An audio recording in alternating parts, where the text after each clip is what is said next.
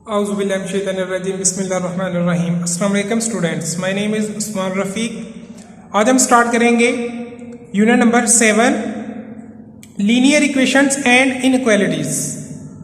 तो इसकी आउटलाइंस देख लेते हैं कि हम इस चैप्टर में किस किस चीज़ को डिस्कस करेंगे। लीनियर इक्वेशंस के बारे में, equations involving absolute values, linear inequalities, solving linear inequalities.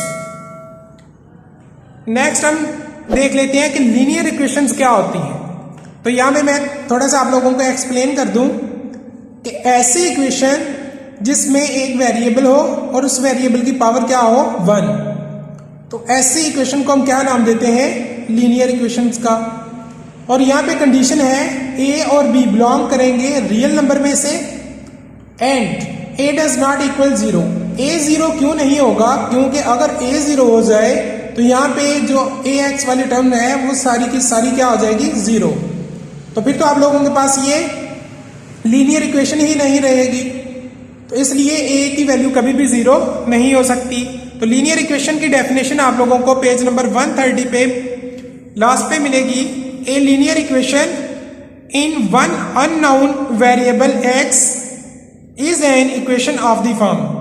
तो जो आप लोगों के पास लीनियर इक्वेशन होगी वो A x plus B is equal 0 की फॉर्म में होगी।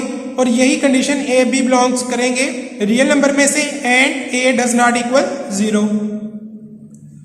उसके बाद a solution to a linear equation is any replacement और substitution for the variable x that makes the statement true. यानी कि आप लोग वेरिएबल एक्स की जगह पे जो भी रिप्लेसमेंट करेंगे तो आपके स्टेटमेंट्स क्या होगी, ट्रू। उसके बाद यहां से ये बहुत ही इंपॉर्टेंट एमसीक्यूज हैं। Two linear equation are said to be equivalent if they have exactly the same solution.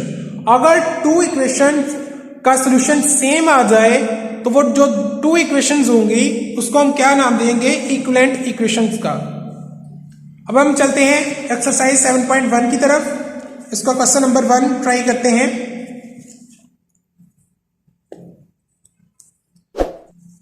Solve the following equations. Question number 1 का फर्स्ट पार्ट है हमारे पास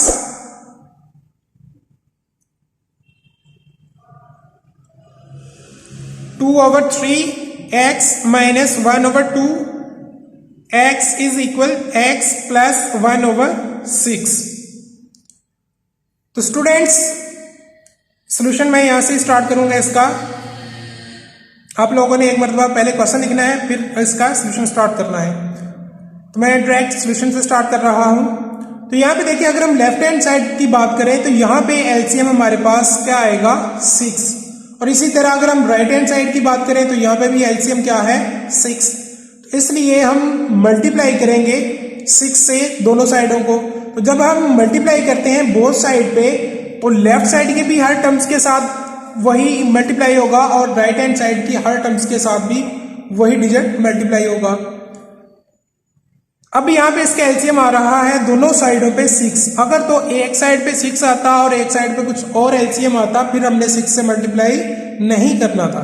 फिर हमने किससे मल्टीप्लाई करना था, फिर हमने दोनों साइडों का एलसीएम देखना था।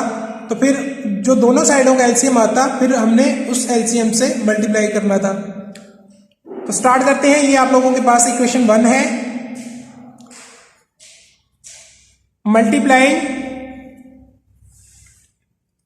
Bye 6 on both side. तो मल्टीप्लाई करें इसको। मैं लेफ्ट साइड पे भी मल्टीप्लाई कर देता हूं। 2/3x minus 6 1/2x is equal 6 plus 6 into 1/6। तो ये बात मैंने आप लोगों को पहले ही बता दी है कि जब आप लोग मल्टीप्लाई करेंगे बोथ साइड पे तो लेफ्ट साइड की हर टर्म्स के साथ भी एलसीएम मल्टीप्लाई होगा और राइट हैंड साइड की हर टर्म्स के साथ जो आप लोगों का एलसीएम है वो मल्टीप्लाई होगा।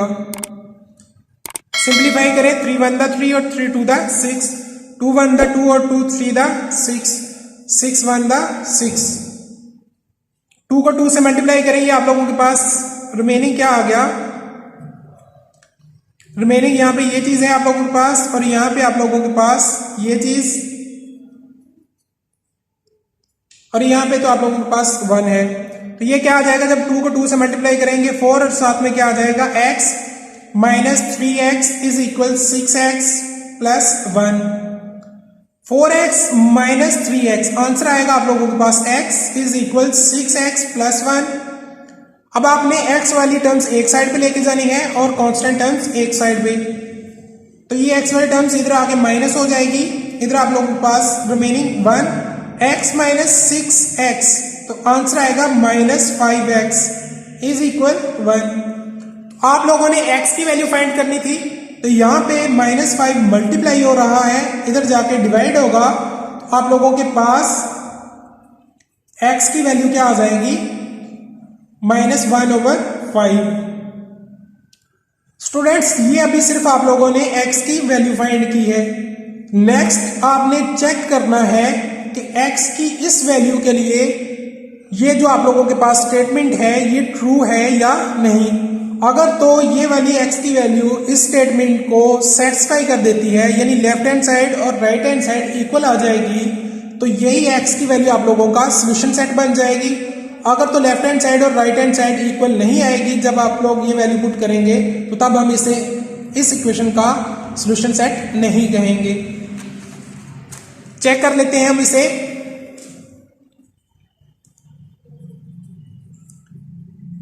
चेक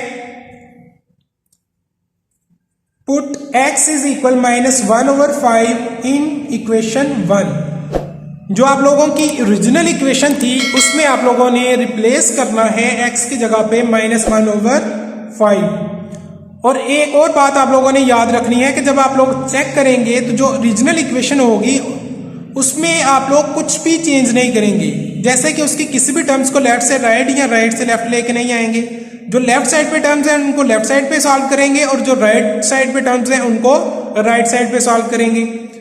तो यहाँ पे मैं एक बार ये इक्वेशन लिख देता हूँ आप लोगों को ताकि मजीद क्लियर हो। 2/3x minus 1/2x is equal x plus 1/6। तो इस इक्वेशन में आप लोगों ने x की जगह पे क्या रिप्लेसमेंट करनी है, अब माइनस 1/5। स्टार्ट करते हैं हम। x की जगह पे क्या आ जाएगा, माइनस 1/5 माइनस 1/2, x की जगह पे माइनस 1/5 इज इक्वल x की जगह पे माइनस 1/5 प्लस 1/6। ये दोनों वैल्यूज मल्टीप्लाई हो रही हैं, ऊपर वाली वैल्यू से मल्टीप्लाई होगी तो ये आप लोगों के पास 2 आएगा, नीचे वाली वैल्यू से मल्टीप्लाई होगी तो ये आप लोगों के पास 15, और साथ में क्या आ जाएगा, माइनस माइनस क्या होता है, प्लस। इसी तरह 1 को 1 से मल्टीप्लाई करें 1 ही आएगा, और 2 को 5 से करें तो ये आप लोगों के पास 10। ये आप लोगों के पास एज इट माइनस 1/5 प्लस 1/6। अगर हम लेफ्ट हैंड साइड की बात करें तो यहां पे आप लोगों के पास एलसीएम क्या आ रहा है, 30 -2। अब -2 के साथ मल्टीप्लाई क्या होगा, 15 को अगर हम 2 से मल्टीप्लाई करें तो 30 आता है, तो इसलिए यहां पे -2 के साथ क्या मल्टीप्लाई होगा, 2। इसी तरह अगर हम यहां पे बात करें कि 1 के साथ मल्टीप्लाई क्या होगा, तो आप इजीली चेक कर सकते हैं कि 10 को अगर हम 3 से मल्टीप्लाई करें तो देन 30 आता है, तो इसलिए यहां पे 1 के साथ मल्टीप्लाई क्या होगा, 3। और यहां पे भी आप लोगों का एलसीएम क्या है, 30 -1। 5 को हम 6 से मल्टीप्लाई करें देन आप लोगों के पास 30 आता है, तो इसलिए यहां पे -1 के साथ मल्टीप्लाई क्या होगा, 6। 1 के साथ मल्टीप्लाई क्या होगा, 5, क्योंकि अगर हम 6 को 5 से मल्टीप्लाई करें देन आप लोगों के पास 30 आता है। मजीद सिंप्लीफाई करते हैं, -2 मल्टीप्लाई बाय 2 -4 आ जाएगा, प्लस 3/30। यहाँ पे -6 प्लस 5/30, -4 प्लस 3 आंसर आएगा -1/30, और यहाँ पे भी -6 प्लस 5 आंसर आएगा -1/30। तो ये देखिए स्टूडेंट्स, यहाँ पे x की वैल्यू -1/5 के लिए ये स्टेटमेंट ट्रू हो चुकी है, यानी कि left hand side is equal right hand side. तो x की इस वैल्यू के लिए स्टेटमेंट ट्रू है, इसलिए ये जो x की वैल्यू है ये अब आप लोगों का सोल्यूशन सेट बन जाएगी -1/5। तो इसको आप लोगों ने सोल्यूशन सेट की फॉर्म में लिख देना है। फॉर एग्जाम्पल अगर ये वैल्यू पुट करने से लेफ्ट हैंड साइड और राइट हैंड साइड इक्वल ना आती, फिर आप लोगों ने इसको सोल्यूशन सेट की फॉर्म में नहीं लिखना था, फिर ये आप लोगों का एक्सट्रेनियस रूट होना था।